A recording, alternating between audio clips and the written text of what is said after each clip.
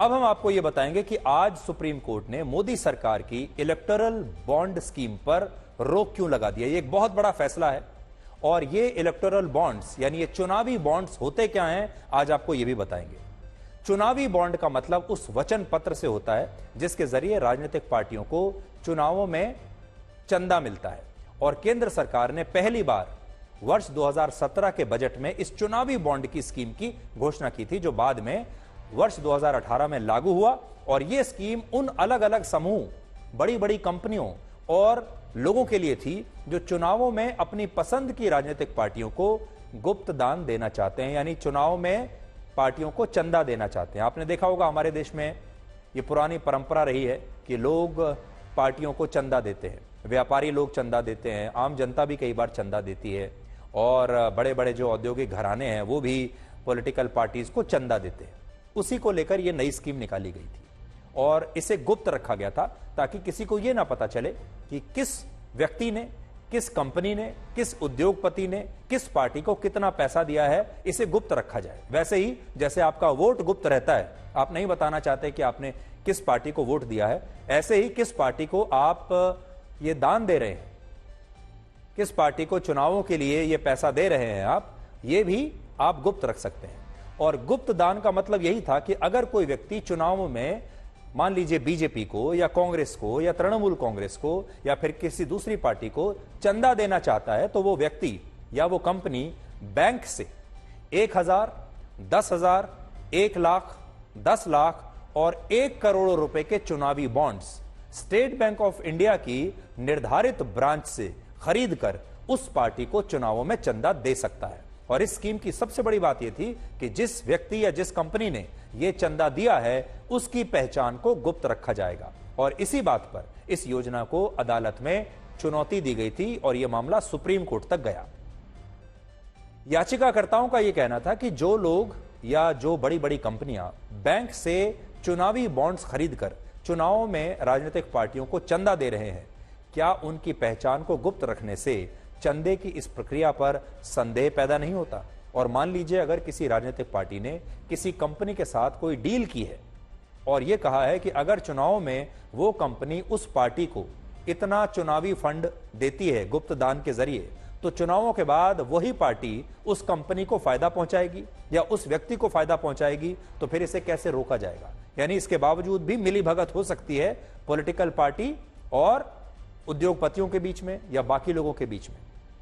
यानी कुल मिलाकर इस मामले में सबसे बड़ा सवाल यह था कि राजनीतिक पार्टियों को जो लोग और बड़ी बड़ी कंपनियां चुनावी बॉन्ड्स के जरिए चंदा देते हैं, उनकी पहचान को गुप्त रखा जाना चाहिए या फिर उनकी पहचान को सार्वजनिक करना चाहिए। यह हम आपसे भी पूछते हैं, आप क्या चाहेंगे। जो बड़े बड़े लोग या जितनी भी जनता जो पैसा देती है, हालांकि हमें ऐसा लगता है कि आम जनता तो वैसे भी किसी पार्टी को कोई चुनावी चंदा देती नहीं है। लोगों के पास जो मिडिल क्लास लोग हैं, लोअर मिडिल क्लास लोग हैं, उनके पास तो अपने लिए ही पूरा पैसा नहीं है, तो किसी पार्टी को चुनावी चंदा कहां से देगी। लेकिन हाँ, जो बड़े बड़े लोग हैं, बड़े बड़े व्यापारी हैं, कॉरपोरेट हाउसेज हैं, बड़े बड़े उद्योगपति, औद्योगिक घराने या जो बहुत ही पार्टी की आइडियोलॉजी में जो लोग विश्वास रखते हैं, कट्टर समर्थक होते हैं, वो जरूर पैसा देते होंगे। और ये जो स्कीम थी, इसके जरिए आप बैंक में जाएंगे, चुनावी बॉन्ड खरीदेंगे और उस पार्टी के अकाउंट में डाल देंगे और कभी भी आपकी पहचान, लोगों को यह नहीं पता चलेगा कि यह पैसा किसने दिया। अब यह आपके ऊपर भी है, क्या आप वाकई ये जानना चाहेंगे कि किस उद्योगपति ने, किस व्यापारी ने किस पार्टी को चंदा दिया है, या आप नहीं जानना चाहते, आपकी दिलचस्पी नहीं है। सरकार की दलील यह थी कि चंदा देने वाले इन लोगों की पहचान को गुप्त रखा जाना चाहिए क्योंकि इससे उनकी प्राइवेसी यानी निजता बनी रहती है और कोई पार्टी उस कंपनी या उस व्यक्ति के बारे में कोई राय भी नहीं बना पाता। अब मान लीजिए आपको यह पता चले एक पार्टी जो है वो सरकार में आई, उसकी सरकार बन गई, उन्होंने चुनाव जीत लिया और सरकार बनने के बाद अगर उन्हें यह पता चले कि कुछ खास कंपनियों ने, कुछ खास उद्योगपतियों ने या कुछ खास लोगों ने उनकी विरोधी पार्टी को चंदा दिया था, तो क्या अपनी सरकार बनने पर वो अपने इन विरोधी पार्टियों के समर्थकों को परेशान नहीं करेंगे? क्या वो ऐसा नहीं मानेंगे कि ये लोग उनके नहीं हैं? इसे ऐसे समझिए कि चुनावों से पहले किसी कंपनी ने बीजेपी को चंदा दिया और यह बात कांग्रेस को पता चल गई, तो कांग्रेस अपनी सरकार बनने पर उस कंपनी के साथ सौतेला व्यवहार करेगी या नहीं? यह बड़ा सवाल है। कांग्रेस की जगह यही बात अगर बीजेपी को पता चल जाए कि कांग्रेस को चुनाव में किस कंपनी ने, किस उद्योगपति ने, किस व्यक्ति ने चंदा दिया था, तो बीजेपी उस कंपनी के साथ सरकार बनने के बाद कैसा व्यवहार करेगी? बड़ा सवाल यही है। सरकार ने यही दलील देते हुए इस स्कीम को लागू किया था और सब कुछ गुप्त रखा था, और इसमें सबसे ज्यादा विवाद कंपनियों के गुप्तदान को लेकर था। लेकिन सुप्रीम कोर्ट ने सरकार की इस दलील को नहीं माना और कहा कि केंद्र सरकार की योजना असंवैधानिक है, जिससे सूचना के अधिकार का उल्लंघन होता है और देश के लोगों को यह जानने का पूरा हक है, पूरा अधिकार है कि चुनावों में किस पार्टी को कहां से चंदा मिल रहा है। इसके अलावा सुप्रीम कोर्ट ने यह भी कहा कि स्टेट बैंक ऑफ इंडिया को तत्काल प्रभाव से इन चुनावी बॉन्ड्स को जारी करना बंद करना होगा और 12 अप्रैल 2019 से लेकर अब तक खरीदे गए तमाम चुनावी बॉन्ड्स की पूरी जानकारी चुनाव आयोग को देनी पड़ेगी। यानी 2019 से लेकर अब तक जितने भी लोगों ने यह सोचकर ये चुनावी बॉन्ड्स खरीदे और चंदा दिया पार्टियों को कि उनकी पहचान कभी सामने नहीं आएगी, अब उनके नाम और उनकी पहचान सार्वजनिक होने वाले हैं। इस मामले में सरकार ने कई तर्क दिए हैं, लेकिन सबसे बड़ी बात यही है कि जो लोग और कंपनियां चुनावों में राजनीतिक पार्टियों को चंदा दे रही हैं, उनका नाम सार्वजनिक क्यों नहीं होना चाहिए? आप खुद सोचिए, इस देश में आम आदमी अगर किसी से भी कोई मदद, कोई लोन या कोई चंदा लेता है तो उसे इसकी सारी जानकारी सरकार को देनी पड़ती है। आपको भी अपनी सारी जानकारी सरकार को देनी पड़ती है। अगर आपके घर में एक शादी भी होती है और उस शादी में आपने कुछ पैसा खर्च किया है, वो जानकारी भी आपको सरकार को देनी पड़ती है।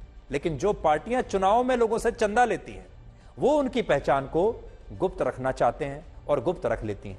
और हमारे देश के लोगों को कभी यह पता ही नहीं चलता कि चुनावों में इतनी बड़ी बड़ी जो रैलियां होती हैं, चुनाव प्रचार में जो इतनी सैकड़ों गाड़ियां लगती हैं, जो कार्यकर्ताओं को पैसा दिया जाता है, चुनाव प्रचार में जो खर्चा होता है, बड़े बड़े नेता जो प्राइवेट प्लेन से यहां से वहां जाते हैं। अब ये जो इस तरह की जो रैलियां आप देखते हैं, कभी इनमें लोगों को हजारों की संख्या में लाया जाता है, इनका भी खर्चा होता है, खाने पीने का खर्चा होता है, ये जो झंडे बनाए जाते हैं इसमें पैसा लगता है, ये जो टोपियां लगाई जाती हैं इनमें पैसा लगता है, और हर तरह के चुनाव प्रचार में बहुत पैसा लगता है। ये पैसा कहां से आता है? इन पार्टियों के पास ये पैसा आता है आम जनता से जो चंदा देते हैं, उद्योगपतियों से, अलग अलग लोगों से और बड़ी बड़ी कंपनियों से, जो कि चुनाव प्रचार के लिए इन पार्टियों को पैसा देती हैं, और फिर उस पैसे से ये जो पार्टियां हैं ये चुनाव लड़ती हैं और फिर सरकारें बनाती हैं। आज हमने आपके लिए कुछ आंकड़े निकाले हैं जिनसे आप ये समझ पाएंगे कि चुनावी बॉन्ड्स के जरिए वर्ष 2018 से मार्च 2023 के बीच, यानी लगभग 5 साल में, हमारे देश के लोगों ने, व्यापारियों ने, औद्योगिक घरानों ने, उद्योगपतियों ने किस पार्टी को कितना चंदा दिया था।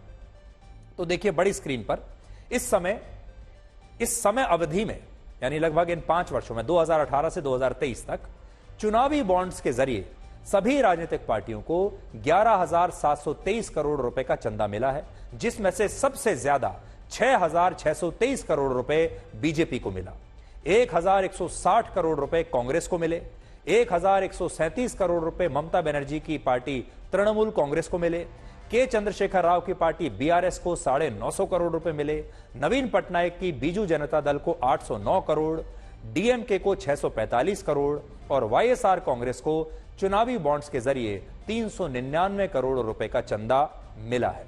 लेकिन यह चंदा इन पार्टियों को किन लोगों ने दिया, किन व्यापारियों ने दिया, किन औद्योगिक घरानों ने दिया, ये अभी किसी को नहीं पता। उन सब की पहचान अभी तक गुप्त रखी गई है, लेकिन अब सुप्रीम कोर्ट ने कह दिया है कि आपको इनकी पहचान बतानी पड़ेगी। यहां एक और बड़ी बात यह है कि हमारे देश में इस स्कीम से अलग पहले से ही यह कानून मौजूद था, जिसके तहत 20,000 रुपए से कम चंदा देने वालों की पहचान को गुप्त रखा जा सकता था।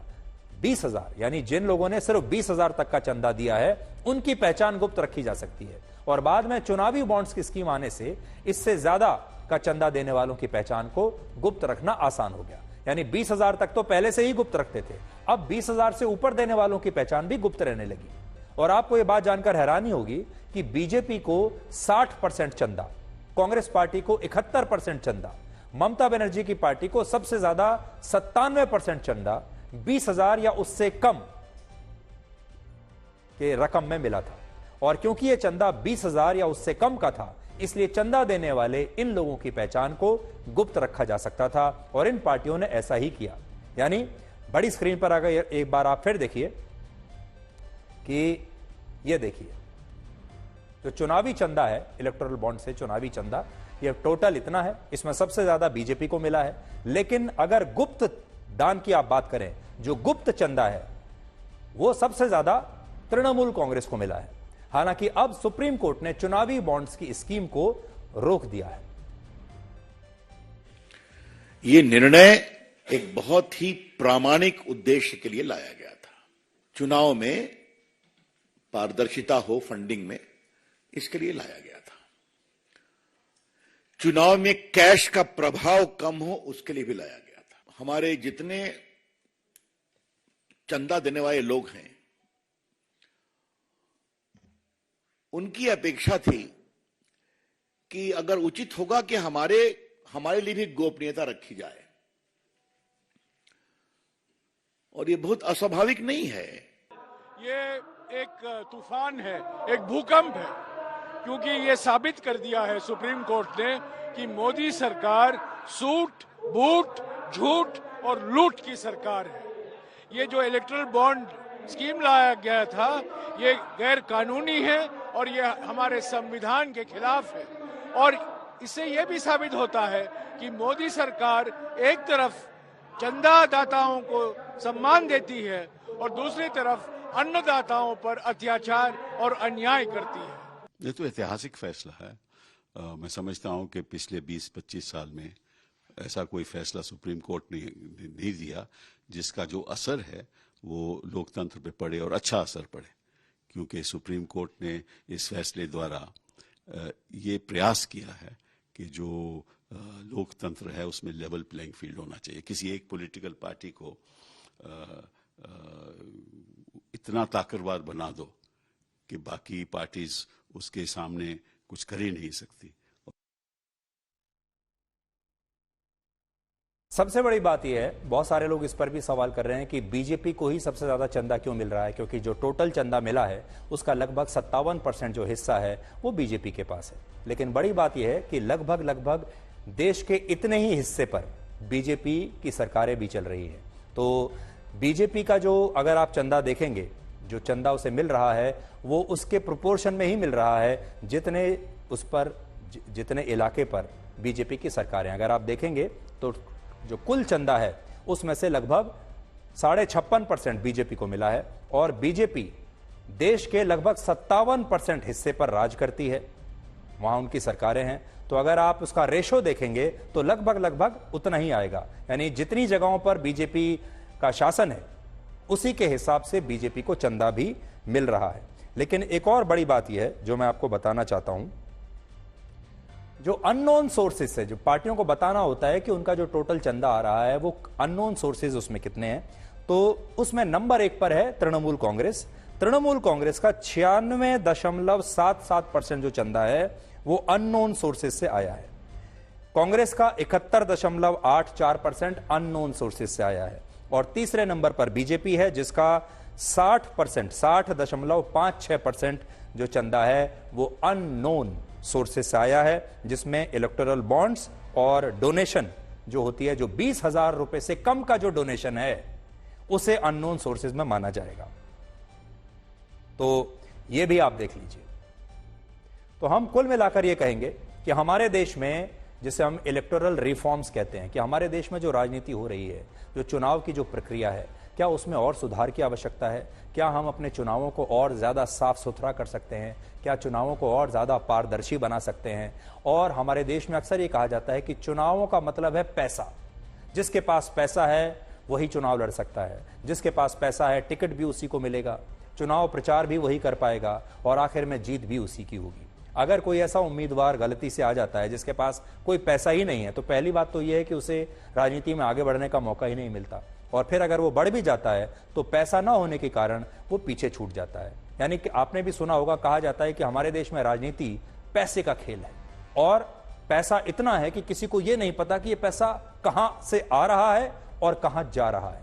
तो उस हिसाब से अगर आप कहें तो आज हम यही कहेंगे कि सुप्रीम कोर्ट का जो फैसला है ये स्वागत योग्य फैसला है, इसका स्वागत होना चाहिए। और ये उम्मीद रखनी चाहिए कि हमारे देश में राजनीति में जिस कदर पैसा झोंका जाता है, बर्बाद किया जाता है चुनाव प्रचार में, अलग अलग तरीकों से, गैर कानूनी तरीके से। हालांकि चुनाव आयोग ने उस पर कई तरह की पाबंदियां लगाकर रखी हैं कि कौन उम्मीदवार जो है वो इस लिमिट से ज्यादा पैसा खर्च नहीं कर सकता, लेकिन आप सब जानते हैं कि पैसा तो खर्च होता ही है, करोड़ों रुपया खर्च होता है। इसलिए उस दिशा में ये सुप्रीम कोर्ट ने जो आज फैसला दिया है, इससे और ज्यादा पारदर्शिता हमारे देश के इस राजनीतिक सिस्टम में आएगी और इससे देश को फायदा ही होगा।